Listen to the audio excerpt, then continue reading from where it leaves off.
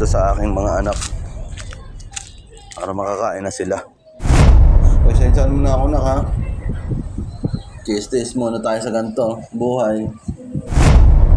Kumain ka na, kumain dyan, nak. Kumuha ka pa ng mga 2 piraso para matitira. Sa 10 piso na lang yung pera natin dito. Paano ko pagkakasyahin ito sa tanghalian ng aking mga anak at sa hapunan? Alam ko na. Chichirya na lang hapunan namin at tatanghalian. Bibili ako ng Big Boy. Pabili po! Pabili! 10 piso na lang itong pera. Pwede ng Big Boy siguro dito. Pabili po! Pabili nga ho. Big Boy. Ayan po. Magkano? 10. Thank you po. Ito na lang ang ulamin namin, Big Boy. Ang hirap talaga ng ganitong buhay. Kung hindi mo alam kung saan ka kukuha ng kakainin sa araw-araw, mabuti pa maiuwi na ito sa aking mga anak para makakain na sila.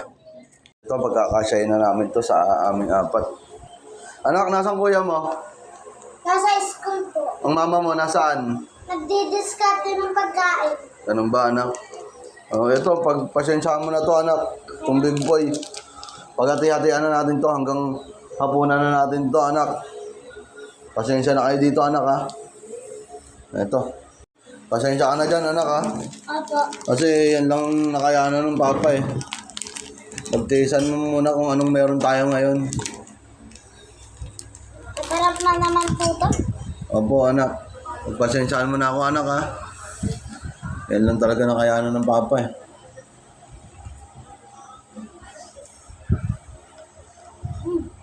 Hanggang hapunan pa natin yan, anak. Magtira ka para sa kuya mo at mama mo.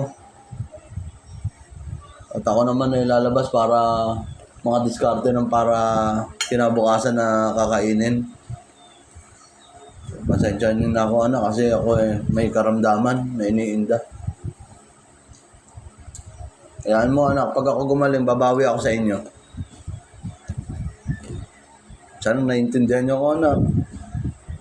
Pasensya mo na ako, anak, ha? Cheese muna tayo sa ganito buhay. Kumain ka na, kumain dyan, nak. Kumuha ka pa ng mga 2 piraso para yung matitira, para sa kuya mo at sa mama mo at para sa akin. Hati-hati na tayo dyan. Magtitira pa tayo ng panghapon dyan. Ayan, medyo marami-rami pa naman to. Yung Big Boy. Ayan. Kainin mo na yan, anak. Ang importante, nakakaraos tayo sa pang-araw-araw. Kahit ganyan lang ang ulam natin, anak. Masarap ba, anak? Opo, Papa. Naiintindihan ko po yung sitwasyon natin ngayon. Salamat, anak, at naiintindihan mo. Kung siya, kumain ka na dyan at ako'y lalabas na. Okay po. Parang araw, Papa, makakaahon din tayo sa hirap Oo, ng anak. mundo. At masarap po yung hinain sa akin. Okay lang po to. Salamat naman, anak. Naiintindihan mo. Sige, kumain ka na kumain dyan, anak. Didiskarte muna ako ng para bukas. Opo, Papa. Mag-iingat ka po. Sige, anak. Dito na ako. Ngayon naman, gahanap ako ng madidiskarte at mauulam para bukas.